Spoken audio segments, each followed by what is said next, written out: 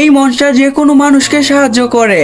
যখন কোনো জাহাজ নষ্ট হয়ে যায় তখন সে এটি টেনে কিনারায় নিয়ে আসে, আর যখন ঠান্ডায় বরফ জমে যায় তখন সে পাথর দিয়ে বরফ ভেঙে ফেলে। এবং এই গ্রামে ব্রিজ না থাকার কারণে মনস্টার তার হাত দিয়ে গাড়ি এক সাইড থেকে অন্য সাইডে নিয়ে যায়, অন্ধকারে মানুষকে লাইট দেখায়। আর যখন কোনো তিমি মাছ নদীর সাইডে চলে আসে তখন সে তাকে সমুদ্রে পৌঁছে দেয়। কিন্তু আস্তে আস্তে গ্রাম পরিবর্তন হয়ে শহর হতে থাকে, আর নদীতে বড় বড় শিপ আসতে থাকে যেগুলো তার নিজের ওজন দিয়ে বরফ ভেঙে ফেলে। কারণ শহরের ইঞ্জিনিয়ার মনস্টারের হাইট না দেখেই সবকিছু বানাচ্ছিল, তাই যখন সে পিছিল খেয়ে পড়ে যায় তখন ব্রিজই ভেঙে ফেলে। এবার ছোট বোটকে টানার জন্য বড় জাহাজ এসে গেছে। ধীরে ধীরে মনস্টারের কাজ শেষ হয়ে যায়, তাই সে এক জায়গায় বসে পড়ে। কিন্তু একদিন যখন সে পানিতে শুয়েছিল হঠাৎ সকল পানি উধাও হয়ে যায়, আর দেখতে পায় সামনে একটি বড় সুনামি যা শহরের দিকে আসতেছিল।